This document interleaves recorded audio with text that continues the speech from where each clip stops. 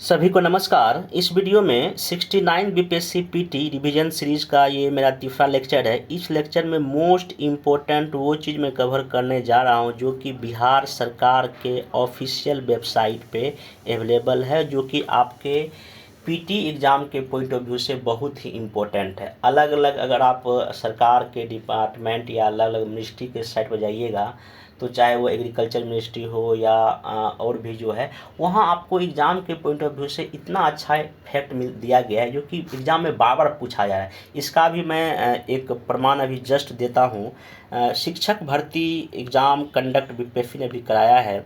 उसमें एक क्वेश्चन पूछा था भोजपुरी फिल्म को लेके।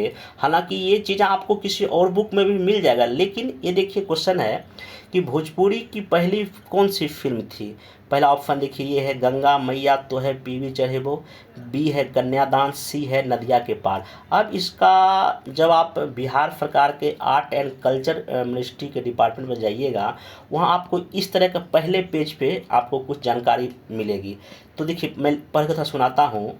भोजपुरी संवाद वाली पहली फिल्म कौन सी थी? गंगा यमुना जमुना। मतलब इसमें डायलॉग भोजपुरी में था। ये पूरी तरह से पहली भोजपुरी फिल्म नहीं था, लेकिन डायलॉग इसमें यूज किया गया था। 1961 में बना था। पहली मगधी फिल्म कौन सी थी? भैया। ठीक है ना, आगे ये 1961 में बनाइए। पहली मैथिली फिल्म कौन सी है? कन्यादान। ये कब बन रहा है? 1965 में बन रहा है। मैथिली फिल्म मिथिला मखान ने सर्वश्रेष्ठ मैथिली फिल्म का अवार्ड जीता था। 1962 में जो है ना फिल्म गई गंगा मैया तो है पीवी चढ़े, वो ये पहली भोजपुरी फिल्म था। यहीं से भोजपुरी फिल्मों का इतिहास भी माना जाता है, एक्चुअल जो है। ठीक ना, आगे देखिए। और इसके डायरेक्टर कौन थे? थे कुंदन कुमार। तो अब अगला बारी डायरेक्टर का ही ध्यान रखेगा, कुंदन कुमार नाम याद रखेगा। एक और मूवी था लागी नहीं छूटे राम, ये सर्वश्रेष्ठ भोजपुरी फिल्म था 1963 में। आगे चलते हैं। बॉलीवुड की नदिया के पार सबसे प्रसिद्ध भोजपुरी भाषा की फिल्मों से एक है, ये ध्यान रखिएगा। आगे देखिए। विदेशिया, इसके कौन है डायरेक्टर? एस.एन. त्रिपाठी। और एक है गंगा, कुंदन कुमार इसके क्या थे? डायरेक्टर थे। आगे और देखिए, और भी कुछ जैसे कि माई फिल्म था, राजकुमार शर्मा जी का भोजपुरी का ही है। आगे हमार भौजी 1813 में, ये भोजपुरी भाषा का ही फिल्म है। तो अब देखिए यहाँ जो ऑप्शन था तीन, ये तीनों ऑप्शन इसी एक ही पेज में आपको दिख जाएगा। जैसे कभी आपको बताया, एक तो ये इसका आंसर ही है ये पहला, एक कन्यादान आपको पहली मैथिली फिल्म है। और ये जो है अभी ये नदिया के पार, ये भी। तो यहाँ देखिए 3-4 लाइन से ही सारा ऑप्शन है। तो अगर बीपीएससी अगर क्वेश्चन पूछेगा, अगर आपको आंसर के साथ साथ अगर उसके सारे ऑप्शन के बारे में बहुत कुछ पता है, समझिए आपका आंसर सही होने का ज़्यादा चांस है। और भी एक दो प्रश्न मैं अभी तत्काल दिखाता हूँ। हालांकि बहुत सारा इसमें जितना भी मैं चीज़ लाया हूँ साइड से उठा के, इसमें लगभग समझिए कि 50% यहाँ से क्वेश्चन बीपीएससी पूछ चुका है। लगभग इसमें लगभग 100 मैं स्क्रीन शॉट लिया हूँ उस साइट पे जाके। ये क्वेश्चन 68 में पूछा था, रिसोर्स वाला। एक क्वेश्चन ये देखिए 68 का है कि बिहार में जो मिनरल्स के बारे में कुछ स्टेटमेंट पर विचार कीजिए। रोहतास में पाइप का सर्वाधिक भंडार है। चूना पत्थर कैमूर मुंगेर रोहतास जिलों में पाया जाता है।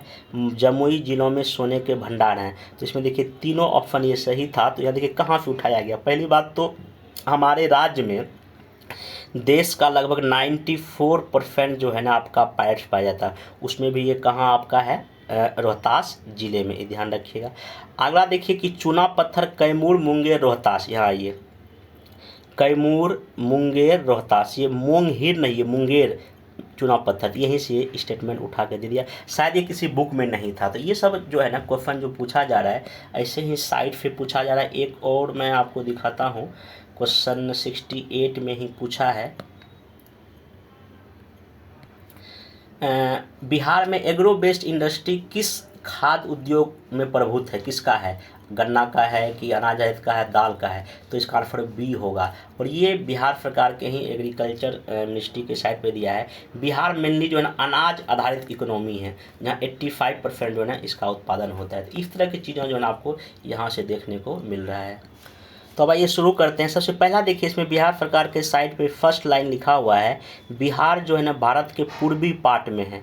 ऑप्शन अगर देगा इससे में कुछ भी ध्यान रखेगा, भारत के पूर्वी में बिहार अवस्थित है। एक और यहाँ फैक्ट है उसी पहले पेज पे, मैग्नेस्टीज आपकी बुक का जो नाम है इंडिका, उसके बारे में यहाँ लिखा गया है, यह भारत में किसी विदेशी यात्रियों द्वारा दर्ज किया गया पहला विवरण है। इसमें जो है ना 5वीं शताब्दी ईसा पूर्व में राजा अजातशत्रु द्वारा स्थापित पाटलिपुत्र शहर का बेहतरीन वर्णन किया गया है। बाकी इसमें कुछ कुछ और फैक्ट है जो कि आप इसको देख लीजिएगा, जैसे कि अक्षांश कितना है, देशांतर कितना है, ठीक ना।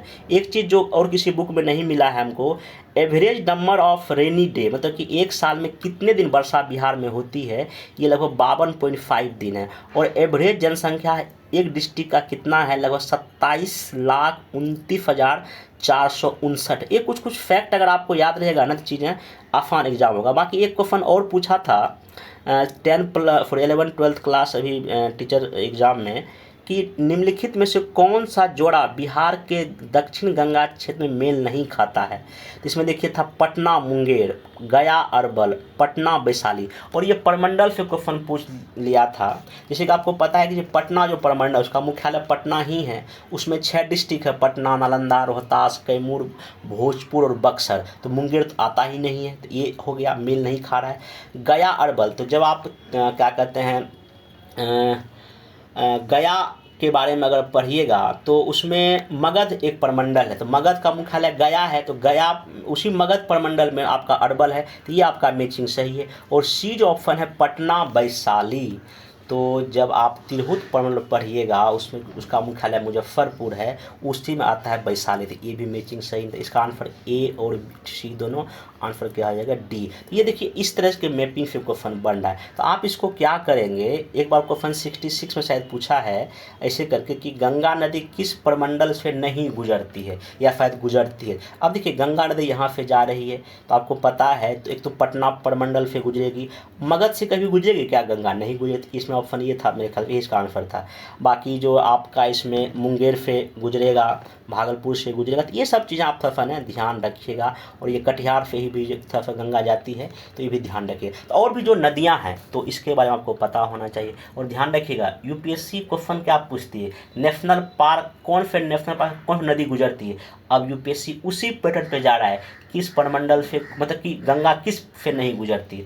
थोड़ा सा दिमाग, आँख, कान, नाक सब खोल कर रखिए, तभी ऐसे प्रश्न बनेगा। और इसे ध्यान रखिएगा 150 क्वेश्चन में से ऐसे क्वेश्चन लगभग 20 या 30 क्वेश्चन या 40 ऐसा रहेगा जो आप किसी भी बुक में नहीं पढ़ के जाएंगे, वहाँ आपको ऑन स्टॉप दिमाग लगा कर ही जो सॉल्व करना पड़ेगा। दुनिया का कोई टीचर उसको नहीं पढ़ाएगा, ठीक है ना। हाँ, बस अगर आपके पास इंफॉर्मेशन है, अगर कुछ कॉन्सेप्ट क्लियर है, बिहार के मैप पे कमांड है, तो वो आंसर आपका बन जाएगा और वही आपको कट ऑफ को पार कर देगा। इसलिए थोड़ा सा ध्यान देने की ज़रूरत है। महात्मा बुद्ध के बारे में आपने बहुत कुछ पढ़ा है। एक चीज़ जान लीजिए कि महात्मा बुद्ध जब उनके मृत्यु का जब दिन नज़दीक आ रहा था तो वो कहाँ गए थे, पूर्वी चंपारण के केसरिया नामक स्थान पर गए थे। ऐसा क्यों, क्योंकि उनको पता था जो पूर्व जन्म की जो कहानी महात्मा बुद्ध के बारे में फेमस था, उसमें एक कहानी में ये था कि पिछले जन्म में उन्होंने एक चक्रवर्ती राजा बैन के रूप में केसरिया नामक स्थान पर शासन किया था, इसलिए वे वहाँ गए थे, ठीक ना। आगे चलते हैं। सिख के 10वें गुरु का जन्म पटना सिटी में 1666 में, उसमें पता ही है। एक चीज़ ध्यान रखिएगा, अजीम उस शान, ये औरंगजेब का पोता था, 1704 में पाटलिपुत्र का नाम बदल के क्या कर दिया था, अजीमाबाद। बाकी इसमें जो चीज़ें हैं मैं वो सब आप लोग को बता दिया हूँ। अब देखिए एक क्वेश्चन भी पूछ चुका है, 1935 के भारत सरकार अधिनियम के तहत ही उड़ीसा बिहार से क्या हुआ था, अलग हुआ था। बाकी मैं कल इस चीज़ का काफ़ी अच्छे से जिक्र किया हूँ। जो भी लोग उसका वीडियो मेरा कल का पहले और दूसरे लेक्चर नहीं देखें, रिक्वेस्ट आप उसको जाकर देख लें। सोनपुर जो मेला लगता है, ये सोनपुर गंगा और गंडक के संगम पर बसा शहर है। एशिया का सबसे बड़ा पशु मेला है, 15 दिन चलता है। चंद्रगुप्त मौर्य के समय से ही ऐसा यहाँ पे चल रहा है और ये जो गंगा पार करके हाथी और घोड़े खरीदने के लिए आते थे, ठीक। नेक्स्ट कुछ इसमें और इन्फॉर्मेशन जो आपके एग्जाम के पॉइंट ऑफ व्यू से जो है, हाँ, ये यूपीएससी भी क्वेश्चन पूछ चुका। मंजूषा कला ये बिहार के भागलपुर का है, ये ध्यान रखिएगा। इसकी शुरुआत 700 ईस्वी में हुआ है और ये इसमें मेनली जो है ना बांस जूट, भूसे और कागज को बनाकर उसमें भगवान की जो है पूजा की जाती है। और इसमें वही उसमें बिहला बिसहरी वहाँ के लोकल देवी है, उसकी पूजा की जाती है। ये चीज़ आप इसमें ध्यान रखिएगा। नेक्स्ट इसमें कुछ और जो है ना फैक्ट है आपके लिए, कुछ जो है ना नृत्य जो बिहार में फेमस है, कर्मा नृत्य है। देखिए इसका संबंध किससे है। कर्मा, पारंपरिक कर्मा नृत्य कर्मा वृक्ष से लिया जाता है। इसमें क्या होता है, नृत्य की शुरुआत पेड़ लगाने से होती है। तो ऐसा क्वेश्चन पूछा जा सकता है, ठीक है। आगे एक झिझिया नृत्य है, ये जो बिहार के कोसी क्षेत्र में शुरू हुआ है, सूखे के दौरान किया जाता है, जब सूखा होता है, जब भूमि सूखी होती है। ये सब क्वेश्चन पूछा जा सकता है, ठीक है। आगे एक जो है कजरी गाना, ये किससे संबंधित है, ये ऋतु गीत है, बर्फा ऋतु गीत है। तो ये सब एक दो क्वेश्चन आप ध्यान रखिए। बाकी झूमर, तो ये हाँ झूमर गीत मेनली महिलाओं के द्वारा जो है यहाँ पे किया जाता है। इसका कोई निश्चित मौसम नहीं है, जब मन तब जो है आराम से इसको गाया जाता है। एक जाट जाटिन बहुत ही फेमस है, खास करके मिथिला और कोसी के क्षेत्र में। ये पुरुष और महिला के जोड़े द्वारा किया जाता है। मनुष्य रोजी रोटी कमाने के जब दूर तक जाता है तो जाट जाटिन एक ही प्रवासी पति का अपनी पत्नी के साथ किया जाने वाला एक लोक नृत्य है। और जब ये यहाँ पे जब नृत्य होता है, इसका मेन टाइटल होता है टिकवा जब जब मंगलो रे जटवा, टिकवा काहे न लैलो रे। तो ये ध्यान रखिए, इस तरह से स्टेटमेंट बनाकर क्वेश्चन पूछेगा तो ध्यान रखिएगा। बाकी ये झूमेरी भी एक लोक नृत्य है, ये आश्विन के महीने में जो है ना लड़कियों के द्वारा ये गाया जाता है, ठीक। आगे इसमें हाँ ये सोहर और खिलवाना, ये बहुत इंपॉर्टेंट है, ये इसलिए कि महिलाओं द्वारा बच्चे के जन्म के समय ये जो है ना नृत्य किया जाता है, नवजात जो शिशु होता है उसके आने के खुशी में। पटना गांधी मैदान के बगल में एक जो है ना ये आपका सभ्यता का द्वार बना, ये बना कर भाई इसका डेट याद रखिएगा, उद्घाटन हुआ है 21 मई 2018 को, नीतीश कुमार जी ने किया है। ये 32 मीटर ऊंचा है और ये बलवा पत्थर का बना हुआ एक मेहराबदार स्मारक है, ऐसे मेहराबदार है, ठीक है। और ये पटना फिर गंगा नदी के तट पर है। और इसमें जो है ना सभ्यता का दौर, पाटलिपुत्र की प्राचीन महिमा और बिहार राज्य की परंपराओं और संस्कृति को इसमें मतलब झलक देखने को मिलता है। और ये मौर्य शैली की वास्तुकला के साथ बनाया गया, ये ध्यान रखिएगा। और इसके मेहराब पर मेगास्थनीज, अशोक, महात्मा बुद्ध और महावीर के शिलालेखों का जिक्र है। और इन सारे महापुरुष के स्टेटमेंट भी यहाँ पे लिखा गया है। अगर आप लोग गए होंगे तो यहाँ पे इसको देखेंगे। ये क्वेश्चन तो पूछा नहीं, लेकिन हाँ पूछा जाना चाहिए ऐसे प्रश्न।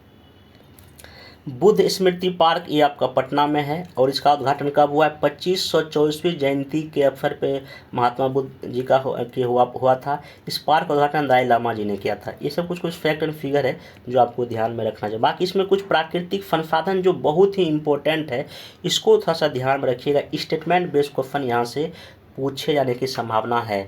अब देखिए यहाँ पे क्या है, राज्य में शिवालिक के तराई क्षेत्रों में वेस्ट चंपारण जिले में साल वन मिले हैं, ठीक है ना। इसके अलावा दक्षिण बिहार में कहाँ, कैमूर में, रोहतास में, औरंगाबाद में, गया में, जमुई में, मुंगेर और बांका जिले में साल वन प्रचुर मात्रा में। पश्चिम चंपारण जिले में ये नम पर्णपाती मतलब वहाँ पर आर्द्र वाला है, ठीक ना। और साउथ में ये शुष्क है, ड्राई पर्णपाती साल वन है। तो इसका मतलब ये होगा कि साल के जो वन है पूरे बिहार में नहीं पाया जाता है। अगर स्टेटमेंट में फिर क्वेश्चन ये पूछ देगा क्या साल के वन बिहार के पूरे राज्य के जिले में पाया जाता है, बिल्कुल नहीं पाया जाता है। डिस्ट्रिक्ट का नाम याद रखिए। और नॉर्थ बिहार में एक वेस्ट चंपारण में ही पाया जाता है। बाकी बिहार में कितना 2021 के अकॉर्डिंग फॉरेस्ट एरिया है, इसको मैं अलग वीडियो में कवर कर दूंगा। ये इसमें पुराना डेटा इसको मैं यहाँ पे हटा दिया हूँ क्योंकि सरकार पे उस साइट पे ना अपडेट नहीं किया गया। अब देखिए जो सबसे मोस्ट इम्पोर्टेंट चीज़ और आपको ध्यान में रखिएगा, बिहार में जो वाइल्ड लाइफ प्रजातियाँ हैं उसके बारे में देखिए कुछ इन्फॉर्मेशन है। पहली बात, यहाँ बाघ, तेंदुआ, भालू ये सब पाया जाता है। सबसे उसमें भी इम्पोर्टेंट ये है कि यहाँ जो है बिहार को राज्य की गंगा, कोसी, गंडक, महानंदा, पैमार में ये पूर्णिया के आसपास बहती है, ठीक ना। नदियों में राष्ट्रीय जलीय जानवर ताजे पानी की डॉल्फिन रखने का सौभाग्य मिला है। अगर क्वेश्चन कभी गलती से पूछ देगा कि डॉल्फिन बिहार के किन किन नदियों में मिलता है, तो 4 नदी का नाम याद है, गंगा, कोसी, गंडक, महानंदा और परमार, ठीक ना। अब यहाँ देखिए आपका विक्रमशिला गंगा डॉल्फिन कहाँ, ये भागलपुर में है, ठीक ना। ये अभ्यारण्य है, लेकिन रिसर्च सेंटर कहाँ बन रहा है, पटना में, ठीक। एक चीज़ और ध्यान रखिएगा कि नागी बांध और नकटी बांध जो है ना ये आर्द्र भूमि है, लेकिन ये जो मानव निर्मित सेंचुरी घोषित किया। बाकी ये सब तो जो कांवर झील, बड़ेला, ये सब जो है कहीं ना कहीं प्राकृतिक है। हालांकि इसके बारे में डिटेल से मैं अभी बताऊंगा आगे। रिसोर्स की बात, अगर मिनरल्स की बात किया है तो सबसे पहले ध्यान रखिएगा बिहार में ग्रेनाइट, बक्साइट, क्वार्टाइट, पायराइट, अभ्रक, चूना पत्थर मेनली होता है। वेस्ट चंपारण, पूर्णिया, सहरसा, सुपौल जिलों में पेट्रोलियम भंडार होने की संभावना है। ये मोस्ट इम्पोर्टेंट हो गया आपके लिए, ठीक ना। आगे चलिए कि पायराइट सबसे ज़्यादा 94% यहाँ अवेलेबल है। बिहार के महत्वपूर्ण रिसोर्स राजमहल पहाड़ी कोयला क्षेत्र में मिलता है। कैमूर, भभुआ, मुंगेर, रोहतास में आपका क्या है, चूना पत्थर है। नवादा में आपका अभ्रक या माइका। भागलपुर, जमुई, मुंगेर, नालंदा जिलों में क्वार्टे या सिल्का रेत है यहाँ पे। लखीसराय, मुंगेर, नालंदा में क्वार्टजाइट है। मुंगेर जिले में टैल्क, सोपस्टोन, स्टीटाइट। इसके अलावा मुंगेर, रोहतास जिलों में बॉक्साइट मिलता है। भागलपुर, मुंगेर जिले में चीनी मिट्टी, ठीक ना। गया, जमुई, मुंगेर जिले में फेस्पार, ये सब अच्छे से याद रखिए। भागलपुर, पूर्णिया जिले में फायर क्ले, जमुई जिले में सोना, देखिए यहाँ पर अपडेट हो गया है। भागलपुर, गया में ग्रेनाइट। जहानाबाद, जमुई में, भागलपुर जिले में लौह अयस्क हेमेटाइट के। गया, जमुई में लौह अयस्क मैग्नेटाइट के। बांका, रोहतास जिलों में सीसा जस्ता और रोहतास में पैट। ये सारा फैक्ट आप याद रखिएगा। बाकी यहाँ पे इसको एक स्क्रीनशॉट आप ले लीजिए, ये पूरा का पूरा किस किस डिस्ट्रिक्ट में कौन कौन सा है यहाँ पे आपको एक बॉक्स में दिया है, और इसको मैप में एक बार इसको देख लीजिएगा, ठीक ना। तो यहाँ से एक क्वेश्चन समझिए कि पूछना एकदम तय है। बाकी मैं जो इंपॉर्टेंट चीज़ था यहाँ आपको बता दिया, और यहाँ 60 में क्वेश्चन बीपीएससी पूछ भी चुका। देखिए ये क्वेश्चन पूछा है 65 में, पिडमांट दलदली मिट्टी किस जिले में पाई जाती है, पश्चिम चंपारण में। शायद ही किसी बुक में नहीं है, यहाँ पे आपको मिल जाएगा। बाकी तराई की मिट्टी नेपाल के सीमा में, गंगा जो है आपको ये गंगा के मैदान में दोनों जो है ना मिलता ही मिलता है। अब नेक्स्ट इसमें चलते हैं। कोपेन जलवायु वर्गीकरण के तहत जो है ना ओवरऑल जो बिहार का जो क्षेत्र है वो CWG में आता है ओवरऑल। लेकिन अगर नॉर्थ और साउथ बिहार में अगर बांट दीजिएगा तो नॉर्थ बिहार CWG में और साउथ बिहार AW में आता है। ध्यान रखिए 68 में क्वेश्चन पूछा था बिहार कोपेन जलवायु के वर्गीकरण किसके अंतर्गत आता है, तो CWG हो जाएगा। अगर पूरे बिहार पूछेगा तो ये NCERT क्लास 11th में दिया था, मैं अपने टेलीग्राम पे भी इसको शेयर किया था। आइए 64 या 63 में बिहार के आदिवासी के बारे में क्वेश्चन बीपीएससी पूछ चुका है। बिहार में बथुडी, बिंझिया, विरजिया, संथाल, थारू, चिक, बराइक जैसी कई जनजातियों का घर है। क्वेश्चन पूछेगा बिहार में निम्नलिखित में से कौन सी जनजाति पाई जाती है, ये अगर ऑप्शन देगा सब मार दीजिएगा, इसमें चाहे ध्यान रखिएगा। अब कुछ आइए नेशनल पार्क और वाइल्ड लाइफ सेंचुरी को कवर कर लेते हैं। वाल्मीकि राष्ट्रीय उद्यान कब, ये 1889 में, ध्यान रखिएगा, ठीक ना। बाकी कैमूर का, ये कैमूर हिल्स के आसपास है। ये राजगीर वन जो सेंचुरी ये इम्पोर्टेंट इसलिए हो जाता है क्योंकि जो है इसको पंत वन जीव अभयारण्य भी कहा जाता है। ये अभयारण्य राजगीर पहाड़ी की 5 चोटियों से घिरा हुआ है। देखिए विपुलगिरी, रत्नागिरी, उदयगिरी, सोनगिरी, वैभवगिरी, ये ध्यान रखिएगा। अभयारण्य के उत्तर में पचानन, सरस्वती नदियाँ और साथ ही ये राजगीर शहर है। तो ये बहुत इंपॉर्टेंट है, कौन सा पहाड़ी किस जगह है, मैचिंग में क्वेश्चन बीपीएससी इस तरह का पूछ चुका है। बाकी विक्रमशिला गंगा डॉल्फिन वन अभयारण्य में बता ही दिया ये कहाँ पे है, ठीक। कांवर झील पक्षी अभयारण्य आपका ये जो है ना बेगूसराय जिले में है। एशिया की सबसे बड़ी मीठे पानी की ओक्सबो झील है, ये 68 या 67 में क्वेश्चन डायरेक्टली यहीं से पूछ दिया, ओक्सबो झील है। भीम बांध जो वाइल्ड लाइफ सेंचुरी आपका ये 1975 में बना है, ये बिहार के मुंगेर जिला में है। भीम बांध गंगा नदी के दक्षिण में छोटा नागपुर पठार के उत्तरी किनारों पर संथाल परगना पश्चिम में अवस्थित है। यहाँ पे भीम बांध, सीताकुंड, ऋषि कुंड है, ये भी ध्यान रखिएगा। फिर गौतम बुद्ध वन अभ्यारण्य बिहार के गया जिले में, झारखंड के कोडरमा जिले में स्थित है। ये सब चीज़ें यहाँ पे ध्यान रखिएगा। आज हाँ ये ध्यान रखिएगा जो है ना कि साल के वृक्ष का नाम सोसिया बेरोस्टा है, इसका वैज्ञानिक नाम। ये फायदा क्वेश्चन अभी तो पूछा नहीं, लेकिन हाँ पूछे जाने का संभावना है। नागी बांध अभयारण्य ये तो जमुई जिले में बता ही दिया। नटकी बांध भी जो है आपका वहीं पे है। नागी बांध, नकटी बांध जो है ना, 2 अभयारण्य एक दूसरे के बहुत ही करीब है, ठीक ना, ये ध्यान रखिएगा। आगे उदयपुर वन अभयारण्य जो है आपका पश्चिम चंपारण जिले में, ये ध्यान रखिएगा। ये ईयर कब बना है इसको एक बार पढ़ लीजिएगा, बाकी सब कुछ यहाँ बताना भी जल्दी संभव नहीं। आगे चलते हैं इसमें। हाँ अब कुछ नदियाँ के बारे में देख लीजिए। देखिए मैं बहुत डिटेल नदी के बारे में नहीं बताऊँ। हाँ, वो चीज़ जो आप नहीं जानते, इसमें जो सरकार के साइट पे दिया गया है कि कुछ ऐसी नदियाँ हैं छोटी जो सीधे गंगा में आके मिलती, जैसे चोइसा के पास कमनासा, बख्तर और आड़ा के बीच एक धर्मवती नदी आता है और एक गांगी नदी है, ठीक ना। उसके बाद यहाँ एक गेरवा नदी है, ये भागलपुर में आके मतलब घोघा नदी, घोघा के पास, भागलपुर में जगह नाम घोघा, वहाँ पे मिलती है। एक माही नदी भी है, माही एक और है देश में, लेकिन ये माही बिहार में सोनपुर के आसपास है, ठीक ना। ये सब नदी सीधे जो है कहाँ आके मिलती है, गंगा में मिलती है। एक चीज़ और ध्यान रखिएगा, यहाँ पे जो एक नदी है धर्मावती, जो मैं अभी नाम बताया, ये कैमूर पहाड़ी से निकलती है, धर्मावती नदी, जाके गूगल सर्च कीजिए। एक और नदी है कौया नदी, कौ नदी, ये धुआं प्रताप फफाराम से निकलती है और ये भी गंगा में आके मिलती है। जब गंगा में आके मिलती, इसका नाम हो जाता है ठोरा नदी। कौन नदी होता है? ठोरा नदी। बागमती नदी जो है ये बिहार में सीतामढ़ी जिले में प्रवेश तो करती है, लेकिन सोरबटिया गांव में, ये देखिए अब डीपली क्वेश्चन बीपीएससी पूछ रहा है, किसी बुक में सिर्फ सीतामढ़ी डिस्ट्रिक्ट आपको नाम मिलेगा, लेकिन बिहार सरकार के साइड में सोरबटिया गांव का नाम दिया, इसको ध्यान रखिएगा। बाकी इसकी लंबाई चौड़ाई जो भी एक बार देख लीजिएगा, ठीक ना। गंडक नदी में जो है इसमें जो मेन इम्पोर्टेंट चीज़ें आपका जो एग्ज़ाम के पॉइंट ऑफ व्यू से है कि यह नदी नेपाल के त्रिवेणी शहर के पास भारतीय क्षेत्र में प्रवेश करती है, ठीक ना। और ये उत्तर प्रदेश बिहार के बीच सीमा बनाती है। हाजीपुर में गंगा में मिलने से पहले यह बिहार के पश्चिमी चंपारण सब जिला से प्रवेश करते हुए आती है और गोरखपुर देवरिया जिले में यूपी में बहती है। बूढ़ी गंडक में जो है इसमें, हाँ, बूढ़ी गंडक नदी जो है ये पश्चिम चंपारण जिले के बिशनपुर के पास चौतरवा चौड़ से निकलती है, ठीक है। ये जिले का नाम याद रखिएगा, कहाँ कहाँ से बहती है, और ये खगड़िया में गंगा के पास मिल जाती है। नेक्स्ट चलते हैं। हाँ, ये अधवारा समूह नदियों का समूह है, इसमें कई नदियाँ, इसमें एक मोस्ट इम्पोर्टेंट नदी है धौफ नदी। ये जो है ना आपका उत्तर बिहार में ये बहती, बस ये ध्यान रखिए, मतलब दरभंगा मुजफ्फरपुर के आसपास अधवारा समूह की नदियाँ, ये इसमें बहुत सारी नदियाँ हैं, तो ये एग्जाम में पूछता है कभी कभी। घाघरा नदी जो है ना ये तिब्बत के मानसरोवर झील से सिवान में प्रवेश करती है, इसका जो है सहायक नदी सरयू में के पास से मिल जाती है। फल्गु नदी के बारे में आप बहुत कुछ जानते ही हैं, इसका विशेष बताने की जरूरत नहीं है। कर्नाफा नदी के बारे में आप जानते ही हैं, बिहार के कैमूर जिले से निकलती है, गंगा की सहायक नदी है।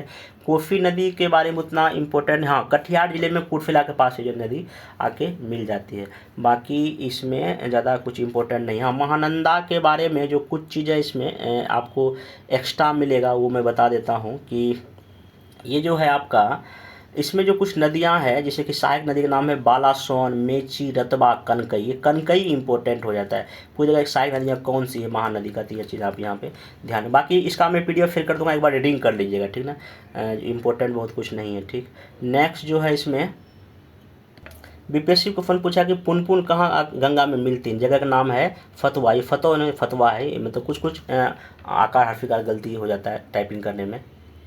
बाकी मैं पहले भी अपने कई वीडियो में बिहार की नदियों के बारे में डिटेल से बताया हूँ, जैसे कि अगर ये पूछ देगा कि पश्चिम से पूर्व नदियों का क्रम फजाइए, या पश्चिम से पूर्व से पश्चिम फजाइए, तो ये आपको ध्यान रखना पड़ेगा। या उत्तर बिहार की कौन सी नदियाँ हैं, ये गंगा है, उत्तर बिहार की इधर नदियाँ हैं, साउथ बिहार की इधर नदियाँ, कुछ नदियों का नाम देख लीजिए, एक बार मैं बोल देता हूँ। जैसे यहाँ देखिए आपका सोन है, पुनपुन है आपका, ठीक ना, फिर आपका फल्गु नदी है, फिर आपका धनकर है, फिर पचाने है, सकरी है, कुयूल नदी है, ये चंदन नदी, सब साउथ बिहार की नदियाँ हैं, और ये क्रम आपको याद होना चाहिए। बाकी इधर देखिए आपका घाघरा है, गंडक है, बूढ़ी गंडक है, बागमती है, कमला है, ठीक ना, भूतानी नदी है, ठीक ना, तो ये सब यहाँ फिर आपका परमार नदी है, फिर ये महानंदा नदी है, इस जगह कोसी। ये क्रम लगाने एक बार प्लीज़ आप लोग ना अपने माइंड में इसको सेट कर लीजिए।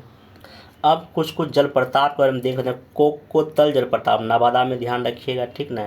यह जो है 160 फीट से पानी गिरता है, ताज़ा पानी है, यह प्राकृतिक तालाब है, बिहार झारखंड के सीमा पर है, इसको ध्यान रखिएगा। आगे यहाँ पे तेलहर जलप्रपात, ये कहाँ, कैमूर में है। कुछ कुछ इसमें फैक्ट दिया है। तेलहर कुंड भारत के बिहार के कैमूर जिले में भभुआ अधौरा रोड पर स्थित झरने का नाम है। यह झरना रोहतास पठार में स्थित है, जो दुर्गावती नदी के उद्गम के करीब है। यह दुर्गावती जलाशय परियोजना के मात्र कुछ ही किलोमीटर पे दूर है। यहाँ पे एक माँ मुंडेश्वरी मंदिर है, ये बीपीएससी यहाँ पूछा नहीं है, लेकिन आगे यहाँ पे पूछने का चांस आपका बनता है, ठीक ना। आगे चलते हैं। हाँ, ये करकट जलप्रपात, ये भी कैमूर में ही है, ठीक ना। तो ये मैचिंग अगर पूछेगा तो बाकी एक तुतला भवानी या तुरहरारी या टिटौला धाम, ये कहाँ पे है, रोहतास में अवस्थित है। तो खाली लोकेशन ध्यान रखिए, बाकी इसमें इसका कुछ विशेष इम्पोर्टेंट नहीं है। बाकी जो है, हाँ, सीताकुंड कहाँ आपका है, ये सीतामढ़ी डिस्ट्रिक्ट में है। फिर नेक्स्ट आपका आ जाइए धुआं कुंड, हाँ ये रोहतास, ये इंपॉर्टेंट है, बार बार खबरों में बना रहा था, देखिए यहाँ फिगर भी है। धुआं कुंड सासाराम शहर में झरनों का जोड़ी है, इन दोनों झरनों का उपयोग इतना तक बिजली उत्पादन के लिए किया गया है। तो ये चीज़ ध्यान दें, ऊँचे से गिर रहा है तो इसलिए यहाँ पे बिजली उत्पादन भी किया जा रहा है। धुआं कुंड रोहतास। नेक्स्ट चलते हैं, हाँ, मंझर कुंड रोहतास। देखिए मंझर कुंड जो है ना, मंझर कुंड झरना जिसे मंझार के झरना भी कहा जाता है, रोहतास जिले में अवस्थित है, ठीक ना। तो ये भी एक सुंदर आपका झील है। सरैया मन झील, ये कहाँ पे है, बेतिया में है, ठीक ना। ये आपका पश्चिमी चंपारण हो गया। नेक्स्ट चलते हैं खड़गपुर झील, ये मुंगेर में है। ये सब तो खैर आपने पढ़ा ही होगा, ये बहुत आसान है। हाँ, ये मूचा लिंडा झील, ये बोध गया में है। मूचा लिंडा झील जो है ना, ये शायद किसी बुक में नहीं दिया गया, तो हो सकता है और कभी क्वेश्चन पूछ लिया। लिखा है मुरैना झील धार्मिक शहर बोध गया में है, जो दुनिया भर के बुद्ध उपासकों के लिए प्रतिष्ठित पवित्र स्थलों में एक है। बोध गया में राजकुमार सिद्धार्थ गौतम एक बोध वृक्ष के नीचे बैठे ज्ञान प्राप्त किया। मुचलिंडा झील वही स्थान है जहाँ बुद्ध अपने ध्यान के छठे सप्ताह में ध्यान कर रहे थे। उनकी ध्यान प्रक्रिया के दौरान एक भयंकर तूफान आया। तेज तूफान के कारण बुद्ध अपने ध्यान में परेशान हो गए थे। देखिए ये यहाँ पे इनका स्मारक भी बना हुआ है। मोती झील मोतिहारी में है। ये भी एक बार शायद बीपीएससी क्वेश्चन पूछ चुका है, तो ध्यान रखिएगा। बाकी घोड़ा कटोरा झील, ये कहाँ पे, राजगीर में है। यह जो पहाड़ियों से घिरी हुई झील है, विश्व शांति पगड़ा के निकट है, भगवान बुद्ध से जुड़ा हुआ है, तो इसको आप ध्यान में रखिएगा। आगे इसमें चलते हैं। हाँ, तो इसमें एक और है यहाँ पे, हाँ, पांडु पोखर, ये राजगीर में है। कहाँ पे है, तो ये भी ध्यान रखिएगा। यहाँ पे जो है ना, ये ना 37 फीट ऊंची कांस प्रतिभा का यहाँ देखिए मूर्ति लिखी है, पांडु पोखर राजगीर में। बिहार की महिलाओं को एम्पावरमेंट करने के लिए एक नीति आई कब, 2015 में। ये क्वेश्चन पूछ चुका है, कब इस नीति को लाया गया, 2015 में। नेक्स्ट चलते हैं। हाँ, बिहार में पंचायती राज महिलाओं को 50% आरक्षण दिया गया है। बिहार ये पहला राज्य था। इसके बाद आंध्र प्रदेश, छत्तीसगढ़, झारखंड, केरला, महाराष्ट्र, उड़ीसा, राजस्थान, त्रिपुरा, उत्तराखंड ने ऐसा प्रावधान किया है महिलाओं को 50% देने का। हाँ, बाकी देखिए इस जो आपका स्कीम है कन्या उत्थान योजना के तहत मैं थोड़ा सा आपको कुछ बताना चाहता हूँ जो कि बहुत ही इम्पोर्टेंट है। देखिए जो कन्या उत्थान योजना के अंतर्गत जो है ना, जन्म से लेके 21 साल तक में जो है ना, सब मिला के लड़कियों को 94,100 रुपये राशि दिया जाता है। और ये अलग अलग इसमें इसके अंतर्गत स्कीम है। देखिए जैसे कन्या के जन्म से लेकर 3 माह तक में ये मुख्यमंत्री कन्या सुरक्षा योजना के तहत 2,000 दिया जाता है, ठीक ना। फिर उसके बाद 1 वर्ष के बाद इसको 1,000 दिया जाता है। लड़की के 2 साल होने पर टीकाकरण जब हो जाता है तो फिर 2,000 रुपया दिया जाता है। फिर जो है ना, लड़कियों के जब वो स्कूल जाती है तो फिर मुख्यमंत्री पोशाक योजना के तहत दिया जाता है। फिर मुख्यमंत्री जब आगे जब जाती है कक्षा 6 से लेकर 8 तक, फिर मुख्यमंत्री पोशाक योजना के तहत दिया जाता है। फिर आगे बिहार शताब्दी मुख्यमंत्री महिला पोशाक योजना जब 9 से लेकर 12वीं में पढ़ाई करती है। फिर आगे मुख्यमंत्री किशोरी स्वास्थ्य कार्यक्रम, इसके तहत जो है ना ये पेड दिया जाता है। बाकी जो है ना मुख्यमंत्री बालिका इंटरमीडिएट प्रोत्साहन के तहत ये 12वीं पास करने पर। फिर जो लड़कियां ग्रेजुएट कर जाती है उसको मुख्यमंत्री बालिका स्नातक परफॉर्मेंस 50,000 रुपये दिया जाता है। 21 वर्षों में जो है ना, देखिए अलग 10 अलग अलग क्रम में जो है ना इतना रुपये लड़की पे खर्चा होता है। और देखिए इसमें कितने विभाग जो है ना लगे हुए हैं। अगर स्टेटमेंट बेस्ड क्वेश्चन पूछेगा ना तो ध्यान रखिए यहाँ से पूछा जा सकता है। देखिए पहला ये हो गया समाज कल्याण विभाग का इसमें रहता है, फिर स्वास्थ्य विभाग का, फिर आपका ये शिक्षा विभाग इसमें काम करती है। देखिए अलग अलग ये दिया भी सरकार के साइट पे है, मैं बता ही दिया कब कब कैसे इनको रुपया दिया जाता है। ये आप चीज़ ध्यान रखिएगा, महिलाओं के लिए काफ़ी बिहार सरकार कर रही है। नेक्स्ट इसमें लोक सेवा का अधिकार अधिनियम जो है ना, बिहार सरकार ने 2010 में जो है ना इसको पास किया था। तो 2011 मतलब कि 2011 में लोक सेवा अधिकार अधिनियम पारित हो गया था, ठीक ना। इसमें वही है कि जो भी चीज़ें आपका है प्रशासन को लेकर इसमें किया जाता है। मेनली इसमें आपका जो भी प्रमाण पत्र सब जो बनाना होता है, बस इसी में इसके तहत जो है ना सरकार ऑनलाइन सर्विस देती है। बाकी एक लोक शिकायत निवारण प्रणाली भी है, ये एक एक्ट के तहत अगर कोई आपको शिकायत है भी दर्ज कर सकते हैं, और ये 60 दिनों के अंतर जो अधिकतम में आपका जो भी शिकायत है दूर कर लिया जाएगा। और ये एक्ट कब पास हुआ था? 2015 में एक्ट बना था। ये खाली ईयर ध्यान रखिएगा, ठीक ना। इसमें बस शिकायत आप कीजिए जो भी अगर सरकार के खिलाफ और कुछ भी है तो इसमें आपको चीज़ें निकल के सामने आ जाएगी। नेक्स्ट आपका जीविका जो कार्यक्रम है ये 2007 से शुरू बिहार में हुआ है, 6 जिलों में हुआ था, विश्व बैंक से समर्थित है, बिहार ग्रामीण आजीविका परियोजना के तहत शुरू किया गया था। 7 याद रखिएगा, ठीक है ना। बाकी तो लेटेस्ट जो चीज़ें ध्यान है। हाँ, बाकी 2013 में गेहूँ और 16 में मक्का के लिए बिहार को कृषि कर्मण अवार्ड मिला है। बाकी बिहार सरकार कृषि रोड मैप जो है ना पहला जो है 2008 से लेके 17 तक ये शुरू किया गया था। 2008 में ही मुख्यमंत्री तीव्र बीज विस्तार योजना के तहत ये पहला कदम उठाया गया था, ये ध्यान रखिएगा। आगे चलते हैं, दूसरा कृषि 12 से लेके 17 तक था, ठीक। फिर तीसरा जो है आपका 17 से लेके 22 तक था। इसमें जो है, हाँ, इसमें ध्यान रखिएगा, इस तीसरे कृषि रोड एक विशेषता ये था इसमें कि इस रोड मैप का मुख्य उद्देश्य प्रत्येक भारतीयों की भोजन में एक बिहारी एक पदार्थ कम से कम होना ही चाहिए। ये स्टेटमेंट बेस बनाकर क्वेश्चन पूछेगा तो आप इसका जवाब देने के लायक रहें। नेक्स्ट जो है इसमें, हाँ, अब 3 खत्म हो गया। चौथा कृषि रोड मैप जो है 1 अप्रैल 2023 से शुरू हो चुका, कब तक चलेगा? 31 मार्च 2028 तक। इस अवधि में लगभग 1.62 लाख करोड़ रुपये खर्च किए जाएंगे।